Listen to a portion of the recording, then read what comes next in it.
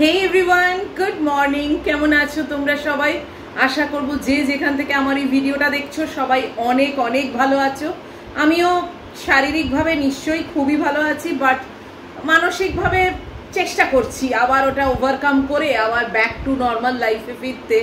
তো আজকে সকাল থেকে মাথাটাও খুব ধরেছে জানো তো।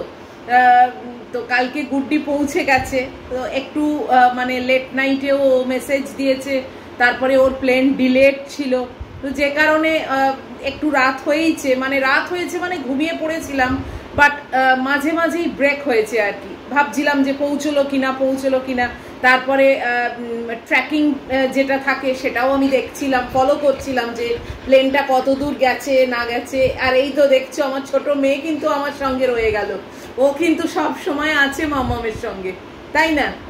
দেখেছো ম্যাগু, সবাই তোমায় দেখছে। তো এই সব করতে করতে একটু রাতও হয়েছে। তারপরে না মানে জানি না শোয়ার দোষ হয়েছে কি না, মানে ঘাড়েতে না একটা ব্যথা মতো হয়েছিল, তবে এখন দেখছি সেটা আর অতটা কিছু নেই। আর বুঝতেই পারছো চান টান হয়ে গেছে, আর এখন বাজে 11:45। আজকে সোমবার, সকাল থেকে রেগুলার ব্লগ শুরু করতে আর খুব একটা ইচ্ছে হয়নি জানো তো। মানে একেবারে টাটকা টাটকা গুড্ডিটা ফিরে গেল, তাই মানে একটু নিজেকে ঠিকঠাক করতে তো টাইম লাগছেই। তো কালকের দিনটাও ছুটি ছিল, কেননা আগের দিন যেহেতু আমি এয়ারপোর্ট ব্লগ শ্যুট করেছি, তো সেটাই আজকে তোমরা পেয়েছো। তো আজকে সকাল থেকে আর কোনো কাজে সেরকম গা নেই জানো তো। মানে ঘুম থেকে উঠেই বাড়িটা এত ফাঁকা, তো একটু নিজেকে ঠিকঠাক করছি। হোপফুলি কালকের থেকে আবার রেগুলার যেরকম কাজকর্ম করি বা কিছু তোমাদের সঙ্গে সব কিছুই শেয়ার করি সেটা করব। তো আজকে ভাবছি একটু গল্প করেই তোমাদের সঙ্গে কাটাই, তবে গল্প মানে না খোশ গল্প নয়। সেদিনে কি রাত্রির বেলা ইনসিডেন্ট হয়েছিল সেটাই তোমাদের সঙ্গে শেয়ার করব। সেদিনে যে আমাদের কি প্রবলেমে পড়তে হয়েছে, এবং মানে লোকনাথ বাবা না থাকলে এবং বাপি না থাকলে মানে সেদিনে যে কি হতো আমি জানি না। দেখো একটা কথা তো নিশ্চয়ই সত্যি, সবাই বলবে যে কারুর জন্যই কারুর কিছু আটকায় না, কিন্তু সুষ্ঠুভাবে কাজটা করতে গেলে তো মানে সত্যিই আমার মানে বাপি একটা লোকনাথ বাবার অ্যাঞ্জেল হিসেবে কাজ করেছে সেদিনে। তো তোমাদেরকে আমি বলছি, সেদিন থেকেই বলছি যে বলবো, কিন্তু বলা আর হচ্ছে না। আমি তো তোমরা সবাই জানো একটা উবেরের সঙ্গে পরিচিতি আছে আমার, তো ওই উবের দাদাই প্রত্যেকবার যাওয়া আসা করেন, এবং আমারও যদি কখনো কোনো দরকার হয় উনিই ঠিক আসেন। তো সেদিনকেও আমার কিন্তু আগের থেকে বুকিং ছিল, ওনাকে আমি বলে রেখেছিলাম যে 10টার সময় আসবেন, রাত্রির 10টায়। তো কেননা দেখো প্লেনটা যদিও রাত্রির 3:50 নাগাদ, কিন্তু ওদের চেকিংটা 11:30টার সময় আরম্ভ হয়। মেবি ইন্টারন্যাশনাল ফ্লাইট বলেই অনেক আগে চেকিং হয়। তো গুড্ডি বলেছিল আমি 11টার মধ্যে যেন পৌঁছতে পারি, তো আমি ওনাকে সেই মতো 10টা বলেছি। আমার এখান থেকে এয়ারপোর্ট মোটামুটি 45 মিনিটস মতো লাগে, তো 11:30টায় চেকিং, আমি 10টা বলেছি, আরামসে জানি আমি ওকে ঢুকিয়ে দেবো।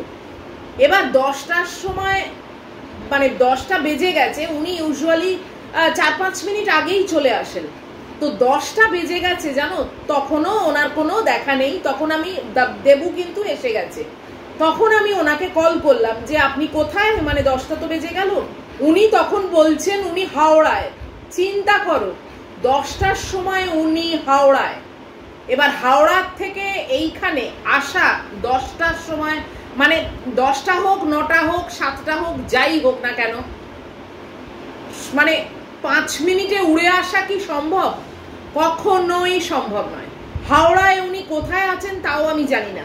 মানে উনি যেখানে জানতেন যে 10টার সময় আমার এখানে বুকিং আছে, উনি কি করে যে হাওড়ার আর একটা প্যাসেঞ্জারকে বুকিং করেছেন, না ধরেছেন, না কি জাস্ট এমনি প্যাসেঞ্জার নিয়ে গেছেন, আমি কিচ্ছু জানি না ডিটেলে। মানে উনি কি করে যে হাওড়ায় চলে গেলেন আমি জানি না। তা আমি বললাম আপনি 10টার সময় হাওড়ায় আপনি কি করে আসবেন? উনি কেবল আমাকে বলে যাচ্ছেন যে আপনার মেয়ের তো প্লেন সেই অর্ধেক রাত্রি, এত তাড়াতাড়ি গিয়েই বা কি হবে, আমি ঠিক টাইমে আসবো। মানে আপনি কি জানেন চেকিং এর টাইম আছে, মানে চেকিং এর ব্যাপার। এবার উনি তো এসবগুলো ওয়াকিবহল নন, এবং ওয়াকিবহল থাকার কথাও নয়। তো ওনার মানে কি ব্যাপার বলো বলতো, মানে উনি ভাবছেন সেই বাসের টাইম যে 8টার সময় বাস আসবে, আমি 7:55 পৌঁছে গেলেও হবে, আমি টুক করে বাসে উঠে পড়বো। এই ব্যাপারটা তো সেটা নয়, এটা তো একটা চেকিং এর ব্যাপার আছে, সিকিউরিটি চেক আছে, মানে অনেক কিছু মানে পরপর ব্যাপার আছে, তারপরে না ও গেটে গিয়ে বসে। তো আমি যে না না, আমাকে 11টায় মেয়েকে নিয়ে মানে ওকে ঢোকাতে হবে ওখানে। উনি বলেন আচ্ছা আমি আসছি। এবার হাওড়ার থেকে কি এখানে আসা সম্ভব অত তাড়াতাড়ি? কেবলই ফোন করছি, উনি ফোন এক এক সময় রিসিভ করছেন না, এক এক সময় করছেন, এক এক সময় বিজি করে রাখছেন। মানে বুঝতে পারছো কি অবস্থা, মানে টেনশনে আমি তো মানে বুঝেই উঠতে পারছি না যে কি করব। শেষে দেবুকে বললাম যে বাপিকে কল করি, বাপিকে দেখি। গুড্ডি ওদিকে মানে নার্ভাস হয়ে যাচ্ছে। গুড্ডি বলছে তুমি এইসব ফোন টোন করো, আমি একটা উবের ধরে একাই বেরিয়ে যাচ্ছি। সেটা কখনো হয় বলো? আমারও তো একটা মানে চিন্তা থেকে যাবে, আমি মেয়েকে একা উবেরে করে রাত্রির বেলা ছেড়ে দেবো, মানে সেটাও তো আমি পারবো না। তো আমি শেষে বাপিকে মানে কল করলাম। এবার বাপি আবার তখন মানে ও তো জানেও না এসব ব্যাপার, ও পেছনে কোন দোকানে গেছে নিজের কিছু সংসারের জিনিস কিনতে কি করতে, ওর ওয়াইফ ধরেছিল। এবার বললো যে হ্যাঁ বাপি তো দোকানে গেছে, সে যখন আসবে। মানে আমি তারপর দেবুকে বললাম যে তুমি বাপিকে মানে বাপির ওয়াইফকে বলো যে এটা একটা আর্জেন্ট ব্যাপার, বাপিকে যে করে হোক যেন কন্ট্যাক্ট করে। তারপরে ও বলতে তখন বাপির ওয়াইফ বাপিকে কোনোভাবে যোগাযোগ করে ওকে ডেকে তারপরে বাপি আমাকে কল করলো। আমি বাপিকে এই ব্যাপারটা বললাম, বাপি সঙ্গে সঙ্গে বললো দাঁড়ান ম্যাডাম আমি জামা কাপড় পরে আসছি। ও আবার জামা কাপড় পরে দুটো মানে ট্যাক্সি, ও পাড়ায় সব থাকে না ওদের চেনাশোনো, দুজনকে বলবার চেষ্টা করেছে। দেবু এখানে একজনকে চেনে, একজন ড্রাইভার যার নিজের গাড়ি আছে, তাকে ধরবার চেষ্টা করেছে, কিন্তু কোনোটাই সুবিধে হয়নি। ঘড়ির কাঁটা কিন্তু ওদিকে এগিয়েই যাচ্ছে, জানো 10:30 পার হয়ে গেছে।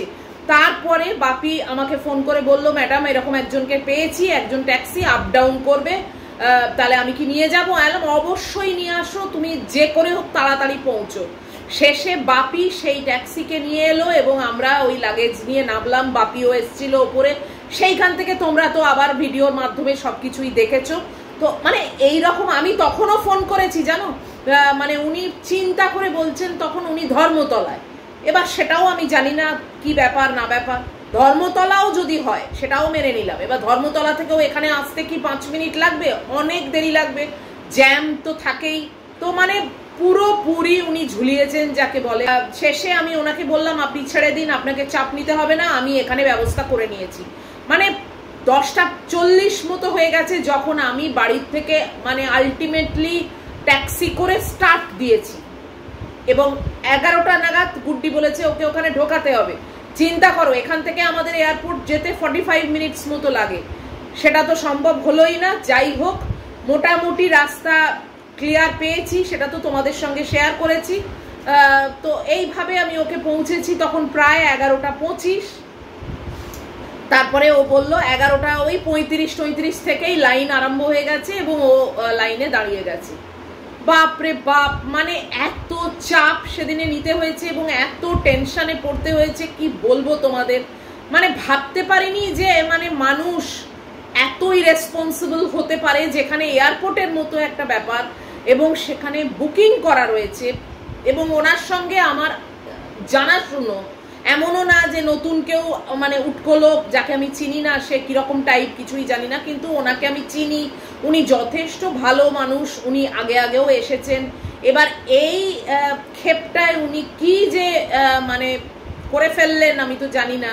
তো যাই হোক মানে এইটাতে কি হলো বলো তো, মানে দ্বিতীয়বার যখন ও পুজোর সময় আসবে আমি বুক করতে 3-4 বার চিন্তা করব যে ওনাকেই করব নাকি আমি বাপির সঙ্গে কন্ট্যাক্ট করে অন্য কোনো ব্যাপার করব, সেটা আমি জানি না। এখনো অবধি আমি মানসিকভাবে ভীষণই ডিস্টার্বড, মানে ভাবতেই পাচ্ছি না। গুড্ডিও নার্ভাস হয়ে যাচ্ছে, মানে যেখানে আমাদের 10টায় বেরোনোর কথা সেখানে আমরা 10:40 মানে লাগেজ তোলা হচ্ছে তখন আমরা বেরোচ্ছি, চিন্তা করো। তো এটাই আমার সেদিনের বিশাল একটা মানে চাপ গেছে, বিশাল একটা মানে প্রবলেমে পড়েছিলাম। কিন্তু লোকনাথ বাবা আমার সঙ্গে থাকেন সব সময় এবং লোকনাথ বাবা বাপিকে মানে রীতিমতো সত্যি বলবো যে বাপি সেদিনে না থাকলে মানে কি যে হতো। মানে আমি হয়তো উবের ডেকে চলে যেতাম গুড্ডিকে নিয়ে, কিন্তু মানে আমারও একা ফেরাটা আসলে কলকাতা শহরটা এমন হয়ে গেছে না যে ভরসা করতে ভয় করে, জানো তো। এটা মানে জানি না কাকে দোষ দেবো, আর কাউকে দোষ দিলেও সেটা আবার আমার দোষ যে আমি কারুকে দোষ দিচ্ছি। মানে কারুর সত্যি কথাটা বলাও যাবে না এখন এরকম পরিস্থিতি, তাই আমি কারুরকেই দোষ দিচ্ছি না, কারুর নামও বলছি না। কিন্তু এটা সত্যি সত্যি একটা মানে খুবই দুঃখজনক ব্যাপার যে আমি বা কোনো মানে মেয়ে বা কোনো মহিলার এই যে ভরসা করতে না পারা, রাত্রির বলেই আমি ভরসা করতে পারবো না, এইটা তো খুব একটা শোভনীয় নয়, তাই না? যে জায়গায় আমি বসবাস করছি, যে জায়গায় আমি জন্মে বড় হয়েছি, সেই জায়গাটাকেই আমি ভরসা করতে পারি না, সেই জায়গাটার উপর আমার একটা ভীতি রয়েছে, এইটা কিন্তু সত্যি মানে শোভা পায় না। কিন্তু কিছু করার নেই, মুখ বন্ধ করে রাখতে হবে। এখানে আবার কিছু এক্সপ্রেস করলেও মুশকিল, কিছু বললেও মুশকিল। তো তাই জন্যে আমি আর ওই দিকে যাচ্ছি না। মানে সুষ্ঠুভাবে লোকনাথ বাবার সাহায্যে এবং অবশ্যই বাপি দেবুর সাহায্যে আমি মানে গুড্ডিকে ঠিক টাইম মতো ঢুকিয়ে দিতে পেরেছি। যদিও রিল্যাক্স করে হলো না বা টাইমলি ফ্যাশনে হলো না, কিন্তু তাও এমন হয়নি যে ওর মানে বিশাল একটা দেরি হয়ে গেছে বা ও কোনো বিপদে পড়েছে, সেটা হয়নি। তো কোনো মতে আমি ওকে ঢুকিয়ে দিতে পেরেছি, যতটা পেরেছি তোমাদের সঙ্গে সবটাই শেয়ার করেছি। আর ও পৌঁছে গেছে, খুব ভালোভাবেই পৌঁছে গেছে, যদিও খুবই ডিলেড ছিল কালকে প্লেনটা। মানে এখান থেকে দোহাটা ঠিক টাইমেই পৌঁছে গেছে, এবার দোহার থেকে যে বস্টন অব্দি ফ্লাইটটা ছিল সেটা খুবই ডিলেড ছিল, প্রায় বোধহয় 1-1.5 ঘন্টা মতো ডিলেড ছিল। তো যাই হোক পৌঁছে গেছে। এখন একটু তো মানে ঘুমের এদিক ওদিক হবেই, তবে আরামসে বেশি ঘুমিয়ে থাকারও মানে স্কোপটা নেই, কেননা মানডে থেকেই ওর জব আবার আরম্ভ হয়ে যাচ্ছে, আবার ব্যাক টু ওয়ার্ক। তো এই আর কি, এইভাবেই চলছে। আর আমার এদিকে আবার সেই এক রুটিন, তোমরা তো বুঝতেই পারছো, ম্যাগি আর আমি একই রুটিনে আবার মানে দিন চলা শুরু করলাম। 2 সপ্তাহ কি করে যে কেটে গেল বুঝতেও পারলাম না, মানে ভীষণ ভীষণ মানে ভালো কাটলো।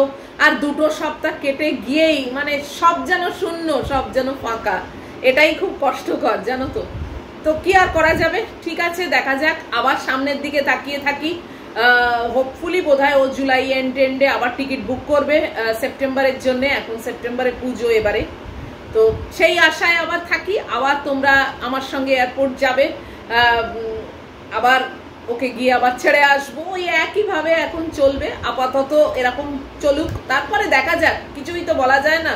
কালকে কি হবে সেটা তো আর আজকে বলতে পারা যায় না এবং জানাও যায় না, তাহলে তো ভাবনাই ছিল না। তারপরে দেখা যাক, দিন চলতে থাকুক।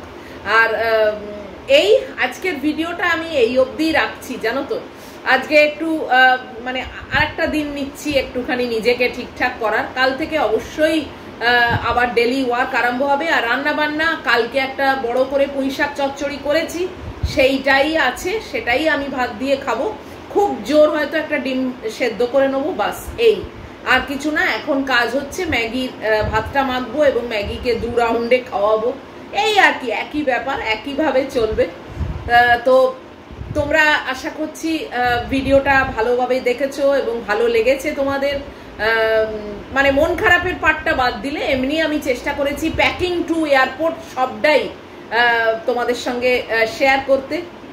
তো চলো, আর মাটনের রেসিপিও তোমাদের সবার খুব ভালো লেগেছে, তোমরা প্লিজ একবার ওইভাবে করে দেখো, ভীষণ ভালো খেতে হয়েছিল। যদিও পরিমাণে একটু কম হয়ে গেছিল, মানে আমার মেজারমেন্টটা একটু গন্ডগোল হয়ে গেছিল। তো যাই হোক, মানে অল্প দিয়েও আমরা কিন্তু খুব খুশিভাবেই খেয়েছি।